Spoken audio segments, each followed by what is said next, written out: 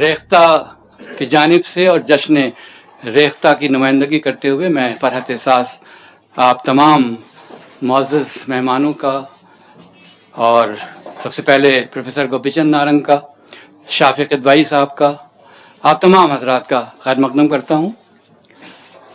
آج کی یہ دوسری محفل جشن ریختہ کے سلسلے کی، اس میں ہم اردو زبان، اس کا آغاز، ہندوستان میں اس کی جو تسلسل ہے، اس کی تہذیب کا اور اس کی شاعری کا، اس کے ادب کا، اس کے پورے ارتقاء پر، اور ہندوستان کی تہذیب میں جس طرح سے اس کی رگ و پے میں، اس کے رگ و پے میں جس طرح سے اردو خون کی طرح گردش کرتی ہے، اور اس سے جو حسن اور جادو اور جو کرشمے پیدا ہوئے ہیں، اس کے بارے میں پروفیسر گوپی چند نارنگ ایک ایسی شخصیت ہیں جن کے بارے میں آپ سب جانتے ہیں کہ انہوں نے اردو غزل اور اس کی تہذیب کے بارے میں بہت گراں قدر تحریر پیش کی ہے، بہت مبسوط کتاب ہے ان کی۔ خسرو کے بارے میں ان کی جو تحقیق ہے اور جو ان کی ہندوی کلام کے بارے میں جو ان کی تحقیق ہے، اس کے بارے میں ہم سب جانتے ہیں۔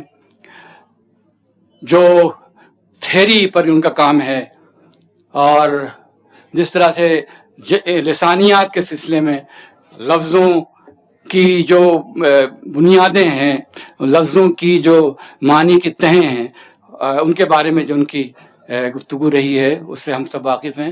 ابھی کچھ دن پہلے غالب پر نارنگ صاحب نے جو بے انتہا عہد آفریں کام کیا ہے، اور غالب کو جس طرح سے بالکل ایک نئے پس منظر میں اور بالکل ایک نئے تناظر میں پیش کیا ہے، اور غالب کی ذہن اور اس کی روح تک رسائی حاصل کی ہے، وہ اپنی مثال آپ ہے۔ میں یہ کہتا ہوں کہ اردو تہذیب، اردو شاعری اور اردو زبان اگر اپنے بارے میں یہ فیصلہ کرے کہ کوئی اس کا شارح ہو، کوئی اس کی روح کے بارے میں گفتگو کرے، تو اس کو نارنگ صاحب سے بہتر کوئی شخص نہیں ملے گا۔ اسی احساس کے ساتھ اس کے لیے 5 گھنٹے اور آج نارنگ صاحب کے ساتھ گفتگو کریں گے جناب پروفیسر شافی قدوائی، جو علی گڑھ مسلم یونیورسٹی میں ڈپارٹمنٹ آف جرنلزم کے ہیڈ ہیں، اور انہوں نے بھی اردو تنقید میں بہت اچھی نگاہ کا مظاہرہ کیا ہے، بہت گہرائی سے انہوں نے چیزوں کو سمجھا ہے، خاص طور پہ جو پوسٹ ماڈرن کرٹیسزم ہے اس میں ان کا کام بہت وسیع ہے۔ میں ان سے گزارش کرتا ہوں کہ سلسلہ کلام کا آغاز کریں۔ پروفیسر شافی قدوائی۔ سب سے پہلے تو میں ریختہ آرگنائزیشن کا شکریہ ادا کرتا ہوں کہ انہوں نے اردو زبان اور ادب کے بارے میں، بلکہ ابھی آپ نے پہلا سیشن میں دیکھا تو اردو زبان کے بارے میں، زبان جو انسانی شعور اور ذہن کا سب سے اہم کارنامہ ہوتا ہے، اور جیسے ابھی بات ہو رہی تھی کہ زبان کا کوئی مذہب نہیں ہوتا، ہر زبان جو ہے وہ ایک انسانی وحدت کا، اشتراک کا نیا ثبوت دیتی ہے۔ ہندوستان میں، بلکہ ادھر کافی دنوں سے ہم لوگ سب واقف ہیں کہ ہم پوسٹ کولونیلزم کا ذکر کر رہے ہیں۔ کولونیلزم کے بہت سے جو خطرات تھے، انہوں نے جس طرح سے ہمیں نقصان پہنچایا، اور استعماریت سے یعنی امپیریلزم نے اور کولونیلزم نے جو نقصان پہنچایا، اس کا ذکر بہت کیا جاتا ہے۔ لیکن اسی دوران میں، یعنی اگر آپ دیکھیں 200 سال جو انگریزوں کی ہندوستان میں آمد ہے، اس سے پہلے جو مغل آئے تھے، تو اس کے ذریعے سے ایک نئی زبان وجود میں آئی جس کو ہم اردو کے نام سے جانتے ہیں، جس کو ایک تہذیب اختلاط، تو ایک نئی جو امپیریلزم کی اور کولونیلزم کی جو ہندوستان کو ایک عطا ہے، اس کا ایک سب سے بڑا ثبوت اردو زبان ہے، جو ایک تہذیبی اختلاط کا مظہر ہے۔ اور پروفیسر گوپی چند نارنگ صاحب نے اردو کی جو عوامی جڑیں ہیں، ایک پیپلز لینگویج کا کیا کانسیپٹ ہوتا ہے، اس پہ انہوں نے بہت تفصیل سے لکھا ہے۔ اردو زبان کا رسم الخط سے کیا تعلق ہوتا ہے، زبان کا رسم الخط سے کوئی تعلق ہوتا ہے یا نہیں ہوتا ہے، زبان و مذہب میں کیا رشتہ ہے۔ تو اس پوری اردو کے جو پوری جو تاریخ ہے، اس پہ ہمارے ساتھ نارنگ صاحب یہاں پہ بہت خوش قسمتی ہے کہ پروفیسر گوپی چند نارنگ صاحب یہاں موجود ہیں۔ تو میں سب سے پہلے نارنگ صاحب سے، ابھی ان کی جو کتاب غالب پہ اس کا فرد احساس ذکر کر رہے تھے، تو غالب پہ بھی جو کتاب آئی ہے، تو انہوں نے غالب کے ایک نیا کانسیپٹ، ایک نئے طرح سے غالب کو دیکھا۔ غالب تو انڈسٹری بن چکے ہیں، ہزاروں کتابیں غالب پہ لکھی جا چکی ہیں، لیکن نارنگ صاحب نے اس اس نئے تناظر میں کہ شونیتا کا جو کانسیپٹ ہے یا سبورجن کا جو کانسیپٹ ہے اس کو غالب نے کس طرح سے برتا ہے زبان کی سطح پر، موضوع کے سطح پر اس پہ گفتگو کی ہے. تو میں اپنی گفتگو کا آغاز پروفیسر نارنگ صاحب سے اسی سوال سے کرتا ہوں کہ ہر زبان انسانی وحدت کا نمونہ ہوتی ہے اور تہذیبی اشتراک کو جنم دیتی ہے، اس کے نئے مناظر سامنے لاتی ہے. تو اردو کی جو ہندوستان میں داستان ہے تو اس کو آپ کس نظر سے دیکھتے ہیں پروفیسر گوپی چند نارنگ صاحب؟ طرفیں رکھے ہے ایک سخن چار چار میر، طرفیں رکھے ہے ایک سخن چھوٹا سا چار چار میر، کیا کیا کہا کرے ہیں زبان سخن سے ہم. جشن ریختہ دوستو حضرت دہلی میں بلکہ ہندوستان کی تاریخ میں پہلی بار منعقد ہو رہا ہے. کہاں ہیں سنجیو سراف صاحب؟ شاید نیچے ملے تھے. مرد از غیب بیرون آیت وقار بے کند ہے تو فارسی مگر آپ سمجھ جائیں گے. یہ ریختہ کیا چیز ہے جو آپ نے پوچھا؟ جشن ریختہ. ہم نے اسے جشن اردو کیوں نہیں کہا؟ جشن اردو محلہ کیوں نہیں کہا؟ جشن ریختہ. ریختہ آرگنائزیشن تمام اردو والوں کو، حاضرین آپ سب کو، اور ہند و پاک کے ادیب اور اہل قلم جو یہاں جمع ہیں ان سب کو بہت بہت مبارک. کل سے لے کر آج اور پرسوں تک آپ ایک نئی تاریخ لکھ رہے ہیں جو ہمارے پڑوسیوں کے لیے ہندوستان میں مر چکی ہے. اردو کو جو مسائل بٹوارے کے بعد وہ زبان جو زبانوں کا تاج تھی، جو ہر جگہ بولی سمجھی جاتی تھی، جو لوگ فخر کرتے تھے، تہذیب کا نشان تھی، آج بھی ہے، لیکن بٹوارے کے بعد یہاں ہندوستان میں اس کو جن حالات کا سامنا رہا ہے اور اس کے باوجود 60-70 سال میں کسی زبان کا مٹ جانا ایک بالکل فیزیبل چیز ہے. اردو پھر بھی زندہ ہے، پوری طاقت سے زندہ ہے. میں نے کئی زبانوں کو مٹتے ہوئے دیکھا ہے اپنے ان 85 برسوں میں. ہندوستان پاکستان میں جب آبادیاں ادھر سے ادھر، تاریخ میں اتنی بڑی امیگریشن کبھی نہیں ہوئی جو حال ہم نے خود اس سب کانٹیننٹ کا کیا ہے. اس کے لیے برٹش کالونیلسٹ تو ذمہ دار تھے، ہم بھی ذمہ دار ہیں. لیکن یہ کیا کرشمہ ہے کہ آج بھی اردو کا جادو سر چڑھ کر بولتا ہے. اور بیشتر اس کے میں تفصیل میں جاؤں چونکہ وقت اتنا نہیں ہوگا. ایک چھوٹی سی حکایت. گاؤں میں صدیوں پہلے ایک بڑھیا رہتی تھی. شام کے وقت، رات کے وقت ایک فقیر آیا، اس کے دروازے پر دستک دی. بی بی میں بھوکا پیاسا ہوں، کچھ تمہارے پاس ہو تو مجھے کھلا دو اور تھوڑا سا پانی پلا دو. بڑھیا نے کہا میرے پاس تو کچھ بھی نہیں ہے، میں خود بھوکی پیاسی ہوں. کہنے لگی البتہ ایک باسی روٹی کا آدھا ٹکڑا ہے، وہ میں آدھا 1/4 تم کو دیتی ہوں، تھوڑا سا آپ کھا لیتی ہوں، گھڑے میں پانی پڑا ہے. فقیر نے روٹی کھائی، خوش ہوا، کہا مائی تم نے ایک بھوکے پیاسے کو پانی پلایا, کھانا کھلایا, مجھے موت سے بچا دیا. مانگو تم کیا چاہتی ہو, میں تمہیں وہ دے سکتا ہوں. کہنے لگی کچھ نہیں, میرے اس آنگن میں آم کا ایک پیڑ ہے, میں اس کو پانی دیتی ہوں سارا سال, اس کی دیکھ بھال کرتی ہوں, لیکن جب بور آتا ہے تو میرے پڑوسی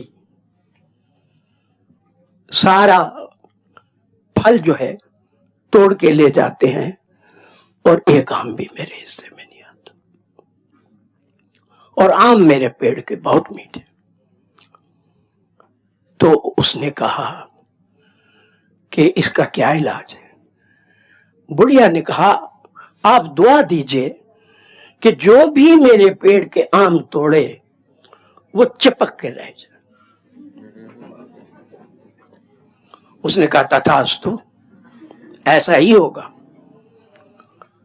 تو کہنے لگے اور ایک دن وہ چلا گیا. ایک دن موت کا فرشتہ آیا کہ بہت جی لی تم, آم بھی کھا لیے, اب چلنے کا وقت آ گیا ہے. ایک چلنے کا وقت تو سب کا آتا ہے. انہوں نے کہا کہ آخری خواہش کوئی ہے تو مانگ لو, اور اس کے بعد موقع نہیں ملے گا. ہمارے پاس صرف کچھ گھڑیاں ہیں. یہ کچھ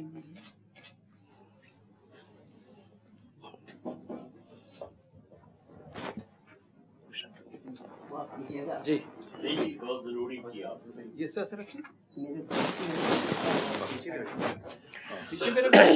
نہ پیچھے نہیں, بس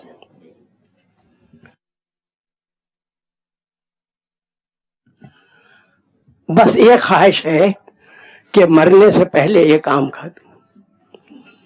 موت کا فرشتہ لپکا, اور جیسے اس نے ہاتھ لگایا اس موت کے فرشتے کا کیا ہوا, آم کا پیڑ ہے کہ نہیں. بڑھیا مر گئی. یہ 700 سال کی بات ہے. اس کا انجام میں آپ کو بعد میں بتاتا ہوں. جو اردو کا جادو ہے تب آپ کو اندازہ ہوگا. امیر خسرو کا زمانہ, باپ ترک, نانا عماد الملک, دربار میں منصبدار, یہ خود فارسی کے شاعر زبردست, درباری میں درباری, شاعروں میں شاعر, اور شاعر ایسا ویسا فارسی کا, اس سے بڑا شاعر آج تک پیدا نہیں ہوا ہندوستان میں. طوطی ہند کہلاتے تھے. درباریوں میں درباری, صوفیوں میں صوفی, شاعروں میں شاعر, راگیوں میں راگی, عام آدمیوں میں عام آدمی, بھیڑ کا آدمی. بھائی خدا کے واسطے, خدا کے واسطے, خدا کے واسطے یار, گھڑی چل رہی ہے. ایک دن جا رہے تھے ایک دیہات سے, گرمی کے دن تھے, پیدل دیکھا ایک کنواں ہے, پیاس لگی ہوئی تھی بہت, پنہاریاں پانی بھر رہی تھی. دور سے دیکھ کے کہا مجھے کچھ پانی پلا دو, میں پیاسا ہوں. پنہاریوں نے کہا تم امیر خسرو, تو امیر خسرو ہے؟ کہنے لگے ہوں. تو کہنے لگے پھر ایک کبیت سناؤ تب پانی پلائیں گے. امیر خسرو فلبدی کہنے میں ان کا جواب نہیں تھا, پھول جھڑتے تھے ان کے منہ سے. لکھتے ہیں وہ غرۃ الکمال میں اپنے 3 دیوان میں کہ ابھی میرے دودھ کے دانت بھی نہیں ٹوٹے تھے کہ میری زبان سے پھول جھڑتے تھے, شعر کہتا تھا. تو ان کو کہا اچھا تم ایک ایک لفظ بولو میں شعر بناتا ہوں. ایک نے کہا چرخا, دوسری نے کہا کتا, آپ نے سنی ہوگی, بہت عام فوک لور کا حصہ. ایک نے کہا چرخا, دوسری نے کہا کتا, تیسری نے کہا ڈھول, چوتھی نے کہا بالکل ایسا انمل بے جوڑ ہونا چاہیے, میں کہتی ہوں کھیر. What a challenge. اور اس زبان میں جو ابھی بنی نہیں, امیر خسرو اپنی زبان کو ہندوی کہتے تھے.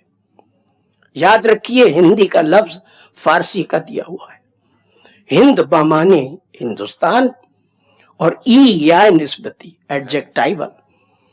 ہندی ہمارا لفظ نہیں ہے، باہر سے آنے والوں نے دیا. امیر خسرو اپنی مادری زبان کو ہندوی کہتے تھے. کہنے لگے ایک لمحے کے بعد، کھیر پکائی جتن سے اور دیا چرخا جلائے، آیا کتا کھا گیا تو بیٹھی ڈھول بجائے. اور کہاں کہاں کے لفظ کس کس طرح سے ملائے. غرۃ الکمال میں خود انہوں نے اپنا ایک شعر دیا ہے جو ہندی میں بھی پڑھا جا سکتا ہے اور اردو میں بھی پڑھا جا سکتا ہے. لیکن اس وقت امیر خسرو کا زمانہ 1353 سے 1425، کبیر سے 100 سال پہلے کا. لمبا تو نہیں ہو رہا ہے بس اس کو. تو کبیر سے بھی 100 سال پہلے. اور فارسی کا شاعر اور ہندوی میں شعر کہتا ہے. وہ شعر ایہام میں ہے جو خود لکھا ہے اپنے تیسرے دیوان میں اپنے ہاتھ سے. اور یہ دعویٰ کرتے تھے کہ ترک ہندوستان، میں ہندوستان کا ترک بچہ ہوں. ہندوی گویم چواب، میں پانی کی طرح ہندوی بولتا ہوں. مسلمانوں کے آنے کے 200-250 سال بعد یہ ہماری زبان بن گئی تھی جو آج ہماری لنگوا فرینکا ہے. کہیں ہم بیٹھتے ہیں یہی زبان بولتے ہیں، اس کو ہندی کہتے ہیں. یہی زبان بولتے ہیں. گمپرس نے لکھا ہے، میں تو جو اردو ہندوستانی جانتا ہوں، میں مدراس گیا میں نے اسی زبان میں بات کی. میں کیلیفورنیا میں رہتا ہوں، میں ہندوستانی پاکستانیوں سے اسی زبان میں بولتا ہوں. اور کوئی کہتا ہے آپ بڑی اچھی ہندوستانی بول رہے ہیں، کوئی کہتا ہے آپ بہت اچھی اردو بول رہے ہیں، کوئی کہتا ہے آپ بہت اچھی ہندی بول رہے ہیں. لیکن ہندی کا نام ہندی اس وقت نہیں تھا، اردو کا نام اردو اس وقت نہیں تھا.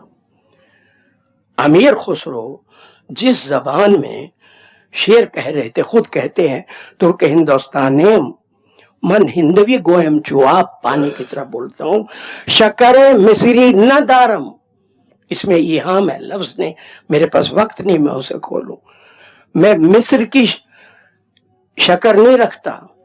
کز عرب گویم سخن، کے عربی میں جواب دے سکوں یا بول سکوں. یہ عام مسلمانوں کا حال ہے جن کو آپ اردو کی زبان سمجھتے ہیں. میں عربی میں بات نہیں کرتا، ہندوی میں مجھ سے بات کرو تاکہ میں شیریں زبان بول سکوں. ان کی بہت مثالیں ہیں، 1 گھنٹہ ہی اسی میں صرف ہو سکتا ہے. صرف 2 مثالیں اور دیتا ہوں. فارسی کا شعر ریختہ کیسے بنی، یہ نام کہاں سے آ گیا، اور اردو کہاں سے آ گیا. ہندوی سے ہندی تو بن گیا، آسان تھا. ہندوستان کی زبان ہندی، یہاں کی ہر چیز ہندی. اور ایک صرف ربائی سناتا ہوں. گجری، دودھ بیچنے والی، دہی بیچنے والی، فارسی میں ہے. اور دیکھیے ہندی اس میں یا اردو کیسے ملی ہے. Urdu is a hybrid language, Rekhta hybrid. اب غور کیجئے گا لفظوں پر. گجری کہ تو در حسن و لطافت چو مہی، اے گجری تو حسن میں، سندرتا میں اور لطافت میں چاند کی طرح لگتی ہے. دیگے دہی، یہ دہی کی دیگ جو تو سر پہ اٹھائے پھرتی ہے، بر سرے تو چترے شہی، شاہی تاج کی طرح لگتی ہے. از ہر 2 لبت، دونوں ہونٹوں سے تمہاری، قند و شکر میر عزت، مٹھاس ٹپکتی ہے. عاشق ہو رہے ہیں اس پر. چوتھا مصرع جو ربائی کی جان ہوتا ہے. ہر گاہ بگوئی، ہر گلی میں سے گزرتی ہے اور آواز لگاتی ہے، ہر گاہ بگوئی کہ دہی لے ہو دہی. یہ فارسی کی ربائی میں دہی، دلی کا دہی لے ہو دہی 13th-14th سینچری میں کہاں سے آ گیا؟ اور فارسی اور ہندوی لفظ مل گئے. اور جب انہوں نے گانا شروع کیا اور قوالی شروع ہوئی تو اس وقت بیازوں میں ایک غزل ملتی ہے جس کو عام طور سے گانے والے لوگ ریختہ کہتے ہیں. زحال مسکین مکن تغافل، کبھی قوالی سنی ہوگی آپ نے؟ زحال مسکین مکن تغافل، آدھا مصرع فارسی میں آدھا مصرع ہندوی میں. یہ ہے ریختہ. ریختہ کا لفظی معنی ریختہ آمیختہ، ملی جلی چیز. کہیں کا اینٹ، کہیں کا روڑا، کچھ فارسی کے لفظ، کچھ ہندوی کے لفظ، کچھ برج کے لفظ، کچھ اودھی کے لفظ، کچھ راجستھانی کے لفظ، کچھ پنجابی کے، کچھ ہریانی کے، کچھ سرائکی کے. امیر خسرو کے ایسے کلام میں نے سرائکی، ملتان کے، بہاولپور کے لفظ بھی دریافت کیے. زحال مسکین مکن تغافل. بس اس کے بعد ایک آیت کی طرف آتے ہیں، اس بات کو ختم کرتے ہیں. ریختہ کہاں سے وجود میں آئی؟ کم سے کم ایک چیز تو آپ لے جائیں. میرے پاس تو ہزاروں موتی ہیں، میں نے زندگی ایسے نہیں گنوائی. زحال مسکین مکن تغافل، دورائے نینا بنائے بتیاں. ہندوی جو تاب ہجراں نہ دارم ہے جہاں، تیرے سے جدائی کی تاب میں نہیں رکھتا. نہ دارم ہے جہاں نہ لے ہو کاہے لگائے چھتیاں. تم اپنی چھاتی کے ساتھ مجھے سینے کے ساتھ کیوں نہیں لگا لیتی ہو؟ یا شبان ہجراں، ہجر کی شبیں اتنی لمبی، دراز چون زلف، جیسے تمہاری زلف لمبی ہے. زمان وصلت، لیکن ملن کا سمے ہمیشہ تھوڑا ہوتا ہے. زمان وصلت چون عمر کو ہوتا، جیسے عمر کی طرح چھوٹا ہے، گزر جاتی ہے فوراً. اور سکھی پیا کو جو میں نہ دیکھوں تو کیسے کاٹوں اندھیری رتیاں. آدھی ہندی، ہندوی، اور یہ زبان ریختہ کا لفظ وہاں سے آیا. مختصر کرتے ہوئے یہی زبان جب اس وقت کے سلاطین کا زمانہ ہے، جس کو سلطنت کہتے ہیں، تغلقوں کا، خلجیوں کا، لودھیوں کا، تو دکن فتح ہوا. اور جب دلی کے لوگ اور فوجیں دکن پہنچے اور گجرات میں پہنچے تو یہی ریختہ زبان، لوگ ریختہ کو بھول گئے، ریختہ گانے والی چیز ہو گئی. یہی زبان گجری کہلائی، دوسرا نام. پھر یہی زبان دکنی کہلائی، تیسرا نام. پھر یورپین آ چکے تھے، وہ اس زبان کو ہندوستانی کہنے لگے، چوتھا نام. کہیں شاہ جہان کے زمانے تک جاتے جاتے اس کو اردو کہنے لگے. قلعے کی رعایت سے جب ریڈ فورٹ بنا، آگرے سے راجدھانی جب دلی آئی، اور جب بادشاہوں کے دربار میں بولی جانے لگی، مغل دربار میں، تو یہی اردو معلیٰ ہو گئی.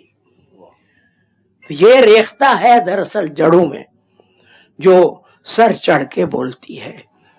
آخری بات یہ تیار رکھیے سوال، کہ اردو کو محض ایک زبان سمجھنا اردو کی توہین کرنا ہے.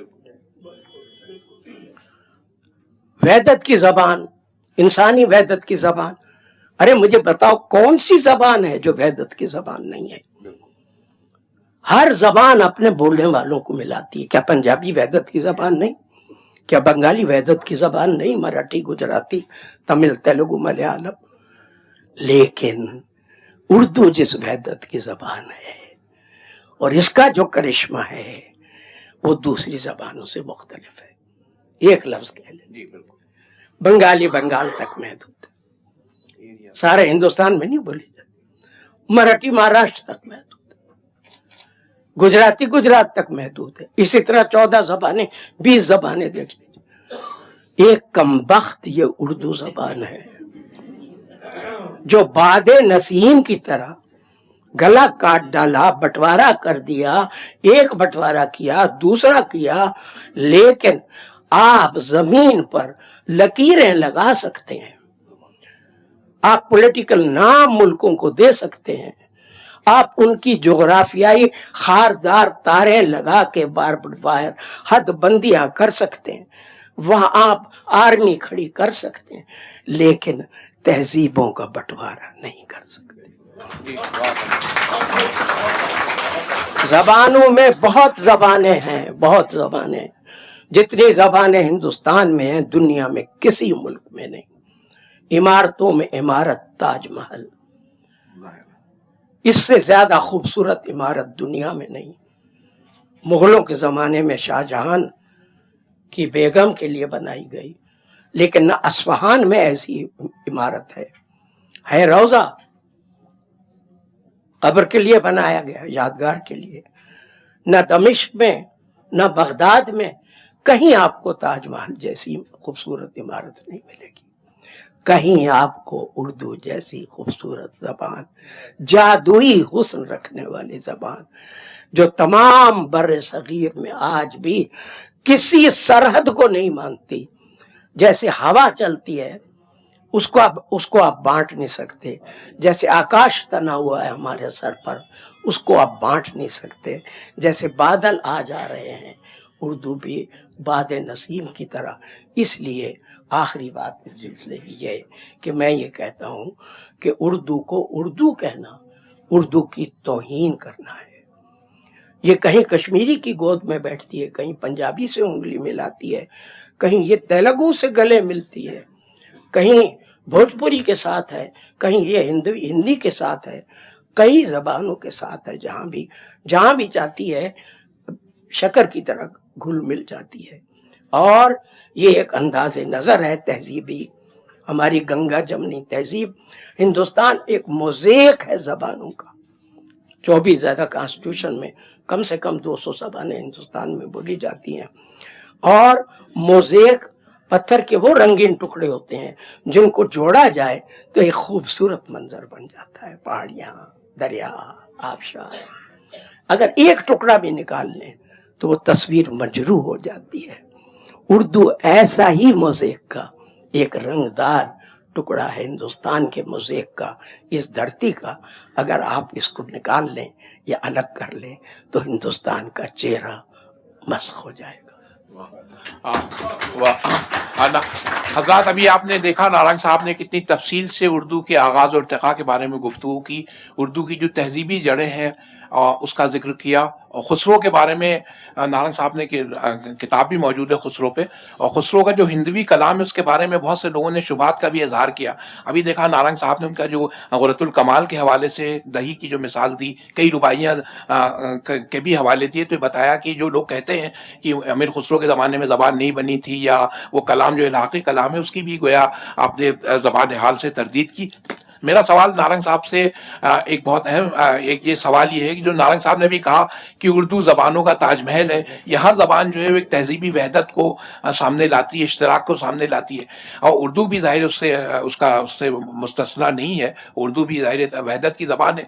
लेकिन अगर आप ज़बानों की तारीख़ में हिंदुस्तान में नज़र डालें तो ये देखिए कैसी हालात की सितम ज़रीफ़ी है या आयरनी है कि उर्दू जो वहदत की ज़बान है उसी को कहा जाता है कि वो तकसीम की ज़बान भी करार दी गई। तो और कोई ज़बान हिंदुस्तान में ऐसी नहीं है जिस पे इस तरह का कोई इल्ज़ाम लगाया गया हो, और तहजीबी इंसजाब की ज़बान को आप तफरक़े की ज़बान या तकसीम की ज़बान के तौर पर देखा जाता है। इसके बारे में नारंग साहब आपका क्या ख्याल है?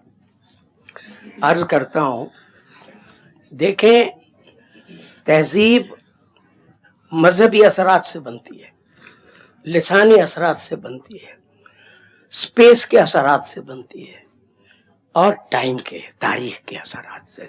जब तारीख का पहिया चलता है, 700 सदियों में उर्दू वो बनी है जो आज है। लेकिन कह मजहब तो मजहब है, मजहब का एहतराम वाजिब है। अब जैसे नमाज, रोजा, हज, ज़कात ये अहकाम है, शरीयत अपनी जगह, इसी तरह ब्राह्मणों का वेदांत अपनी जगह। लेकिन जबानों के साथ मजहब को भी कैसे मुतासिर करती है। अरबों का जो मजहब था और اس کو گستاخی نہ سمجھیے گا، ہندوستان میں 600-700 سال کے بعد جب وحدت الوجود، کیوں بار بار شعراء یہ کہتے ہیں کہاں میں خانے کا دروازہ غالب اور کہاں واعظ، پر اتنا جانتے ہیں کل وہ جاتا تھا کہ ہم نکلے۔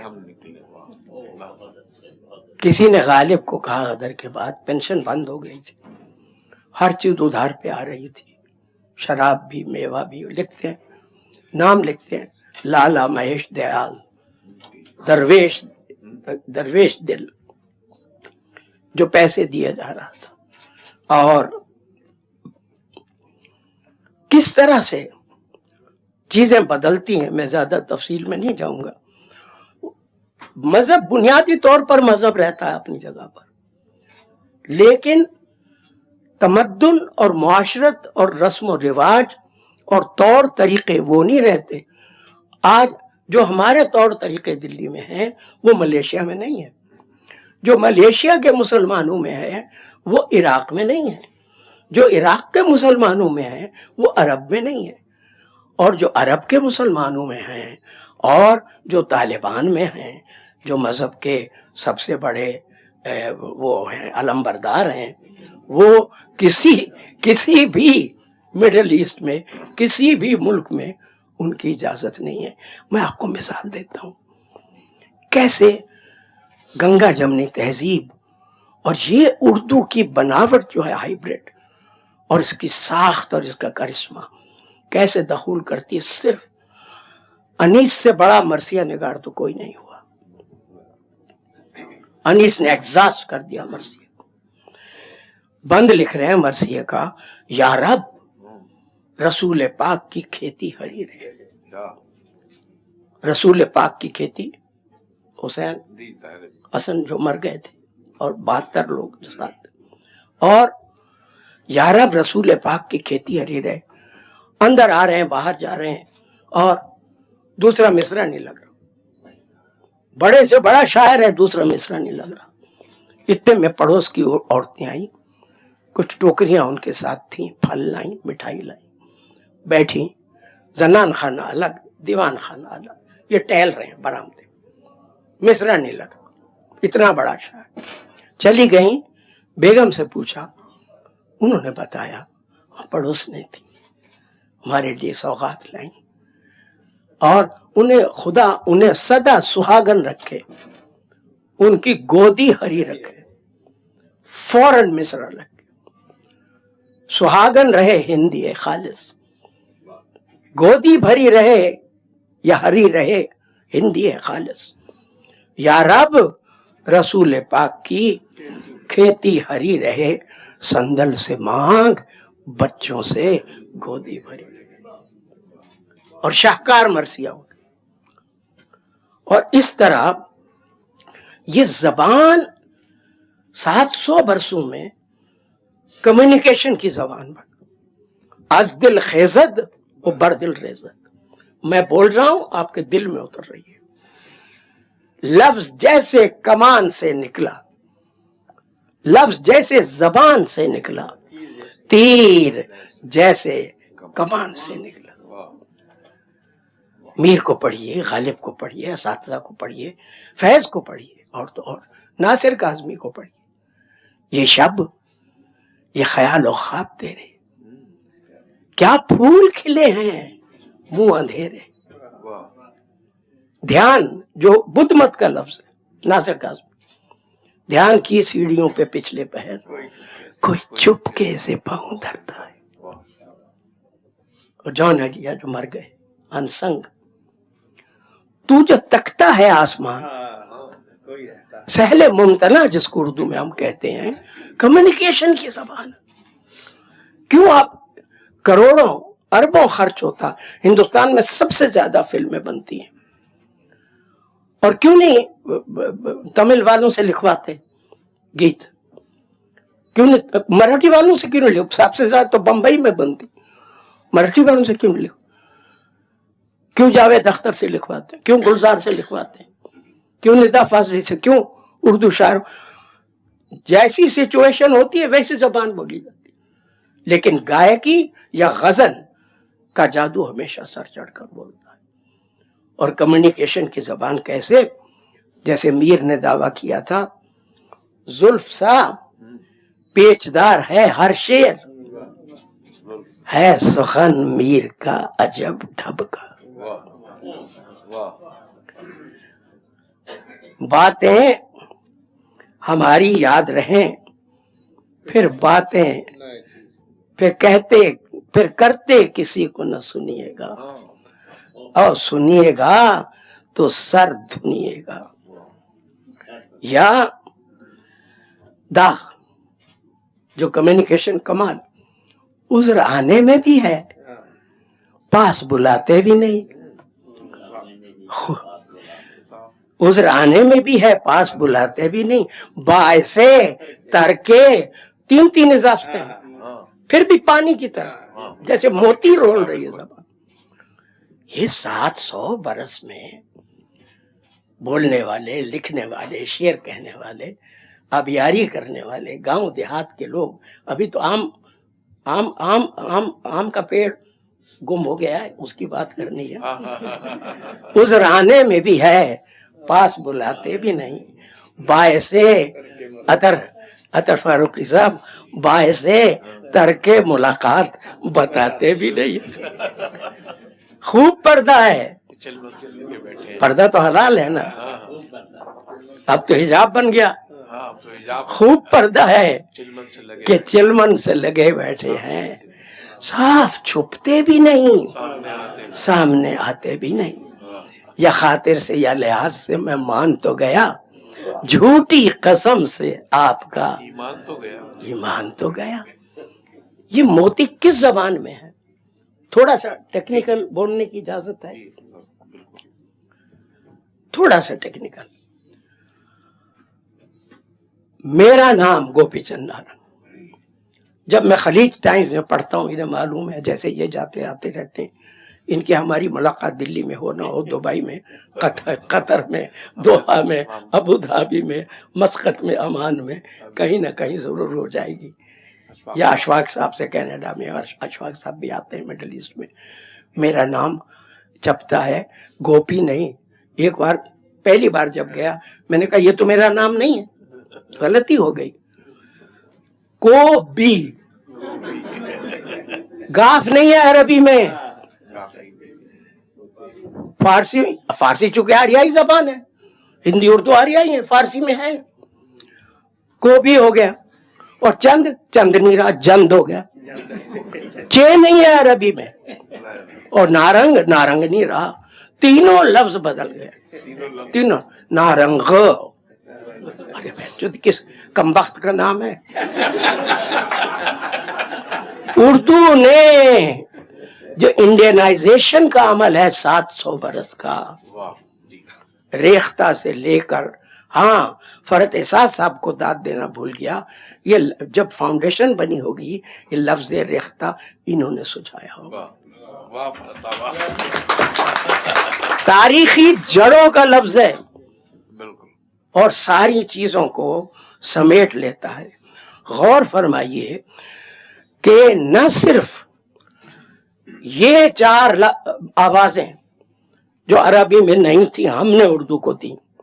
रस्मुल खत तो लिया, लोग कहते हैं अरबी का रस्मुल खत है, फारसी का है, उर्दू बेगानी जबान है, गैर जबान है, विदेशी जबान है। कम बख्तो, ये तो देखो कि हमने उर्दू को कितना इंडिजनाइज किया है। इंडियनाइज कहूं तो बाज लोग चिढ़ जाएंगे, हुआ तो इंडियनाइज है, इंडिजनाइज किया है। न सिर्फ 4 आवाजें दी, हमने 14 आवाजें दी। एक आवाज को आप मिलियंस ऑफ टाइम बोलते हो। फर्ज कीजिए फूलदार, ये फा कहां से आया? ना अरबी में ना फारसी में है। या झोलियां भर भर के लुटाना, झोली झा कहां है? घोड़ा का घा कहां है? या बड़ा कड़ा कहां है? या टूटना कट्टा कहां है? ایسی 14 آوازیں میں نے دریافت کی ہیں، نہ عربی میں نہ فارسی میں ہیں، ہم نے ہندوستان کی دھرتی سے لے کر اردو کو دی ہیں۔ وہ جو فراز کا مصرع ہے، کیا نشہ بڑھتا ہے، شرابیں جو شرابوں سے ملے ہیں۔ یہ جادو اس لیے بنی ہے کہ انگریزی کی طرح، انگریزی تو بہت کمزور زبان ہے ہمارے مقابلے میں، ہماری جو کلٹیویٹڈ زبان ہے، لیکن ایک خوبی انگریزی میں اردو ملتی جلتی ہے، اس نے اپنے دامن کو ہمیشہ کھلا رکھا، جہاں سے جو پھول ملا ڈال لی، گلے لگا لی۔ She has no prejudice against any other language۔ اور دوستو، ہندی اور اردو گوشت اور ناخن کا رشتہ ہے۔ ذرا کاٹ کے تو دیکھیے، ناخن نکل جائے کتنی تکلیف ہوتی ہے، اور پھر آ جائے گا 5-6 مہینے کے بعد، جس کو کہتے ہیں چولی اور دامن کا ساتھ۔ فرہنگ آصفیہ اردو کی سب سے بڑی لغت، 4 جلدوں میں، اور اس کے مؤلف نے بڑی کوشش کی، کہتا ہے، دعویٰ کرتا ہے ہر فارسی کا لفظ اردو میں بولا جاتا ہے، میں نے درج کیا، ہر عربی کا لفظ، اس کے باوجود اقرار کرتا ہے، اعتراف کرتا ہے 75% اردو ہندی ہے، 75% اردو ہندی ہے۔ اور میرے وقت کے صرف 15 منٹ بچ گئے ہیں۔ لفظ سمجھدار، تھانے دار، اس میں دار کہاں سے آ گیا؟ یا فرض کیجئے کہ کیسے کیسے اردو نے، یعنی جادوئی زبان بننے کے لیے لفظ تھا دل، فارسی سے لیا ہم نے دل۔ اب ذرا سنیے کیا محاورے، کم سے کم 150 محاورے لفظ دل سے بنائے ہیں اردو نے۔ میں 3-4 کی مثال دیتا ہوں۔ دل دینا، دل لینا، دل لگانا، دل لگنا، دل جانا، دل رکھنا، دل ٹوٹنا۔ ہوا تو معمولی لفظ ہے، سانس لیتے ہیں ہم ہوا سے، ہوا میں گھومتے پھرتے ہیں۔ ہوا باندھنا، فلاں شخص اپنی بہت ہوا باندھتا ہے۔ ہوا کا رخ دیکھنا، ہوا ہو جانا، رفو چکر ہو جانا، ہوا خراب ہونا، ہوائیاں اڑنا، ہوا بازی کرنا، ہوائی چھوڑنا، سینکڑوں محاورے عام لفظوں سے۔ پان دان، ارے پان ہماری چیز، یہ دان کہاں سے آ گیا؟ یہ سنسکرت کا دان نہیں ہے، یہ فارسی کا دان ہے۔ اگال ہمارا، تھوک ہماری، پیک ہماری، اگال دان۔ اور تو اور جہاں پر مجلسیں پڑھی جاتی ہیں شیعوں میں، امام باڑہ۔ اب امام عربی کا لفظ ہے اور باڑہ ہندی کا لفظ ہے۔ روزی روٹی، روزی فارسی کا ہے اور روٹی ہندی کا لفظ۔ اب امام باڑہ کو انہوں نے پاکستان میں ابو دھابی جائیے یا دبئی جائیے تو ذرا سا بدل دیا۔ لیکن جو میں نے کہا تھا کہ چلو ٹک میر کو سن لیں کہ موتی سے پروتا ہے، اردو کا سلوگن ایک ان پڑھ دکنی شاعر کا شعر ہے، کفر کافر کو بھلا، شیخ کو اسلام بھلا۔ دکنی ہے نا، پرانی اردو، 15ویں 16ویں صدی۔ کفر کافر کو بھلا، شیخ کو اسلام بھلا، عاشقاں آپ بھلے، اپنا دل آرام بھلا، اپنا دل آرام بھلا۔ اور ایک دو باتیں اور سن لیجئے۔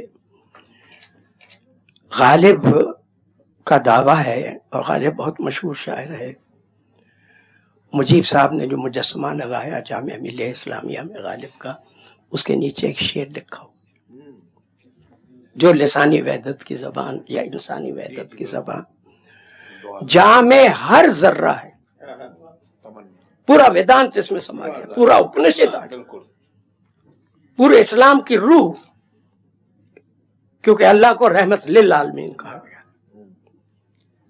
ایسا نہیں کہ ایک کا خدا ہے. اسلام سلامتی کا مذہب ہے، امن کا، آشتی کا، دوستی کا، محبت کا.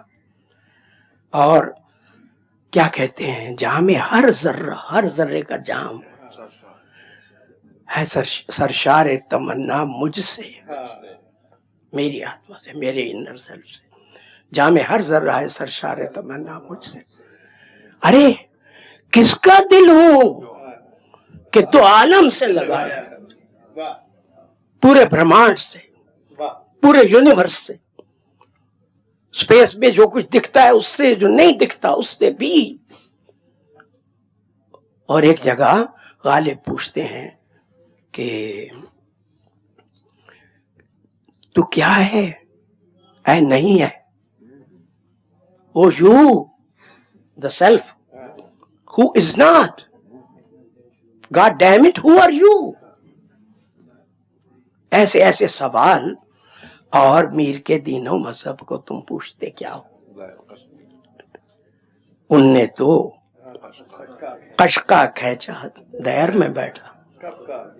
کب آج امجد اسلام امجد فراز کی انٹری بین ہو گئی تھی حیدرآباد میں، محمد علوی پر فتویٰ ہو گیا تھا. آج یہ لوگ ایسے شعر لکھیں تو ان کو ہمارے ہندوستانی بھائی شعر نہیں کہنے دیں. اتنے ہم گمراہ ہو چکے ہیں، اردو کی میراث کو اتنا بھول چکے ہیں. یہ جشن اس میراث کو تازہ کرنے کے لیے ہے. میر کہتے ہیں گوش کو ہوش کے ٹک کھول کے سن، شور جہاں سب مذہبوں کی آواز، سب متوں کو کبیر کی طرح. گوش کو ہوش کے ٹک کھول کے سن، شور سب کی آواز کے پردے میں سخن ساز ہے اونلی ون. باقی سب راستے جو ہیں وہ گمراہ کرنے والے ہیں. یا غالب سب نہیں، اس سے پہلے سامنے کا شعر ہے نا، کعبے سے ان بتوں کو بھی نسبت ہے دور کی ہے. بت شکنی، فارسی کے ایک شعر نے کہا ہے کم بختو بت شکنی کرنی ہے تو پہلے اپنا بت بناؤ، پھر اس کو پاش کرو خود ہی کو. کعبے سے بھی نسبت ہے ان بتوں کو دور کی، وہاں کے نہیں وہاں کے نکالے ہوئے تو ہے، لات و منات وہاں کے نکالے ہوئے تو ہیں. اور سب سے بڑا شعر غالب کا، ہم موحد ہیں،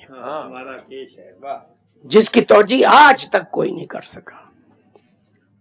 اور اس نوعیت کے شعر کبیر کے ہاں ملیں گے، اور بادشاہوں میں ملیں گے، بھگتوں میں ملیں گے، سنتوں میں ملیں گے، فقیروں میں ملیں گے، بابا فرید میں ملیں گے، بلے شاہ میں ملیں گے. مگر سمجھ ایکسپیرینس جس کو مہاتما بدھ کہتا ہے، حقیقت کو بھگتو. عقل سے آپ کبھی دھیان میں اس کا گیان نہیں پا سکتے، خود بھگتو. تو غالب کہتے ہیں ہم موحد ہیں، ٹھیک ہے، ایک کو ماننے والے. ہمارا ترک ہے، ہمارا کیش ہے ترک رسوم. ملتیں جب مٹ گئیں، آج ملت ملت ملت ملت، ملتیں جب مٹ گئیں اجزائے ایمان ہو. ابھی تو 5 منٹ ہیں، ابھی تو 5 منٹ ہیں، اور ایک سوال بھی ہے. اور اس سلسلے کا ملتیں جب مٹ گئیں اجزائے ایمان ہو گئیں، یعنی ملتوں کا مٹا دینا ہی سچا ایمان ہے. اور ایمان کی کیسی کیسی تعبیریں کی ہیں ہمارے شاعروں نے. کہتے ہیں وفاداری بشرط استواری اصل ایمان ہے، مرے بت خانے میں مجس آدمی تو کعبے میں گاڑو برہمن. اور لفظ گاڑو کم وقت اس کے مذہب میں تو اس کو جلانا نصیب ہے، اور تم اس کو کعبے میں جگہ دے رہے ہو تو تھوڑا سا توہین کا لفظ تو گاڑو کم وقت کو، کیونکہ اردو سے ایماندار رہا ہے. اور یگانہ جو ابھی گزرا ہے وہ کہتا ہے کہ سب تیرے سوا کافر، سب تیرے سوا کافر، بیوقوف ہو گئے ہو، پاگل ہو گئے ہو، دیوانے ہو گئے ہو، مذہب کے نام مذہب دھندا بنا دیا ہے سب نے، سب مذہب والوں نے، ایک اکیلے ایک فرقے کی بات نہیں ہے، سب تیرے سوا کافر، آخر اس کا مطلب کیا؟ سر پھرا دے انسان کا، ایسا خبتے مذہب کیا؟ ایک خط میں غالب میر مہدی کو لکھتے تیرا بیٹا کیا پڑھ رہا ہے؟ اس نے جواب دیا فقہ پڑھ رہا ہے. اب take it in lighter when. کہتا اس کمبخت کو کہ فقہ پڑھ کے کیا کرے گا؟ کیوں اس کی زندگی خراب کرتا ہے؟ اس کے بعد بحث پھر کہا میں تو مذہب کو فقط اتنا جانتا ہوں کہ خدا کی ذات، اس کے بعد نبی، اس کے بعد چونکہ اثناشری تھے، خدا کی ذات، اس کے بعد نبی، اس کے بعد امام، یہی ہے مذہب حق والسلام بالاکرام. تو اردو زبان کی جو میراث ہے، جو ہیریٹیج ہے، وہ اس قسم کی ہے کہ اردو نے اس کو دہرانا اور بتانا ضروری ہے. شیخ، محتسب، مولوی، ملا، کوئی بھی مذہبی لفظ لیجئے، زاہد، ناصح، اس کو چھوڑا نہیں. اور تو اور یہ روایت ہم تک چلی آئی ہے. فیض کا شعر سنیے، محتسب کی خیر. اب محتسب یہاں ہے martial law administrator general Zia ul Haq. اور دیکھیں اردو شاعر کا سلیقہ، دیکھیے اس کی خیر مانگ رہے، یعنی رہنا چاہیے لذت عشق گئی غیر کے مر جانے سے. ارے ظالم تو چاہیے نا، تبھی تو آپ مقابلہ کریں گے، تبھی تو سچی پرکھ ہے آپ کی انسانیت کی اور اس اردو کی میراث کی. اس نے سکھایا کیا آپ کو؟ دھندا کرنا مذہب کا تو نہیں سکھایا، انسان بنانا سکھایا. اب ہم نہ بننا چاہیں انسان سے، انسان نہ بننا چاہیں، نہ سمجھنا چاہیں اپنی میراث کو پڑھ کے اس سے آنکھیں بند کر لیں، اس کے لیے اس طرح کے جشن ضروری ہے تاکہ ہم کو ہماری ہیریٹیج یاد دلاتے رہیں. فیض کا شعر، محتسب کی خیر اونچا ہے اسی کے فیض سے، رند کا، ساقی کا، میں کا، خم کا، پیمانے کا نام. 5 باتیں انقلابی انسان کے لیے، یا جو سولی پہ چڑھ رہا ہو اس کے لیے، اس کی خیر مان رہے. لفظوں میں ہر لفظ کے 20 معنی نکل سکتے ہیں اردو شاعری میں. اور وہ بڑھیا کہاں گئی اور آم کا پیڑ کہاں گیا. اب آپ 700 سال کا سفر سامنے رکھیے، ریختہ کے لفظ کو، ریختہ کی تاریخ کو سامنے رکھیے، اردو کے ارتقاء کو سامنے رکھیے. ارے ہمارا اور ہندی کا چولی دامن کا ساتھ ہے. اردو کی طاقت ہندی ہے، ہندی کی طاقت اردو ہے. اردو کے بغیر ہندی نہیں، کھڑی بولی نہیں، اس کا روزمرہ محاورہ، اس کا شستہ پن نہیں. اردو کے بغیر ہندی نہیں، اور ہندی کے بغیر ہم نہیں جی سکتے، کیوں ہم تو 70% ہندی ہیں ہی. تو وہ بڑھیا امیر خسرو کے زمانے کی، اور وہ فقیر خود امیر خسرو تھے، اور وہ بڑھیا 700 امیر خسرو تو مر گئے، وہ بڑھیا 700 سال سے زندہ ہے، اور وہ آم کا پیڑ بھی ابھی تک اس کے آنگن میں ہے. وہ بڑھیا یہ بی بے چادری اور اپنے حقوق کے لیے ترستی ہوئی زبان یہاں اس دھرتی پر اردو ہے. لیکن آم اس کے آج بھی میٹھے اور تازہ ہیں. حضرات ابھی اپنے نارنگ صاحب کی بہت عالمانہ گفتگو اور اردو کے تہذیبی ارتقاء کے بارے میں اردو کا کیا اختصاص ہے، اردو کے جتنے ممکنہ امکانات ہو سکتے ہیں اس پہ سیر حاصل گفتگو کی. اور میرا جو سوال تھا، میرے ذہن میں ایک سوال آ رہا تھا، نانگ صاحب نے اس کا جواب دیا کہ ہم ایک ایسے دور میں زندہ ہیں جہاں زبانیں بڑی تیزی سے مٹ رہی ہیں.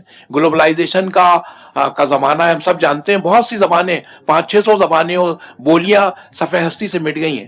تو ایسے دور میں جب ہم ایک یک زبانی مونو لنگوالزم کی طرف بڑھ رہے ہیں تو اردو کیسے زندہ رہے گی، یا ہندوستان کی جتنی زبانیں کیسے زندہ رہیں گی، اس سے متعلق جو آپ کے ذہن میں شکوک پیدا ہوئے، اس کا نارنگ صاحب نے ابھی جو تمثیلی ایک واقعہ بڑھیا کے حوالے سے بیان کیا تو اس کا قرار واقعی جواب دیا کہ اردو ایک تہذیبی وحدت کی زبان ہے. اردو ہر طرح کی تنگ نظری کے خلاف ہے، رواداری کی زبان ہے.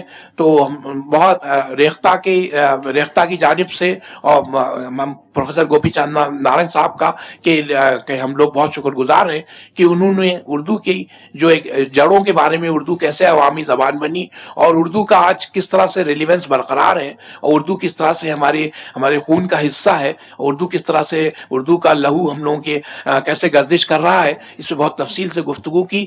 تو میں فرحت احساس صاحب کا اور دیگر اراکین جو ریختہ کے ہیں ان کا بھی شکریہ ادا کرتا ہوں کہ انہیں اردو کے بارے میں جو بہت سی غلط فہمیاں تھیں، اردو کے بارے میں بہت سے جو مسکنسیپشن تھے، ان کو بھی دور کرنے میں بڑی حد تک اس طرح کی جو تقریبات کا انعقاد کیا.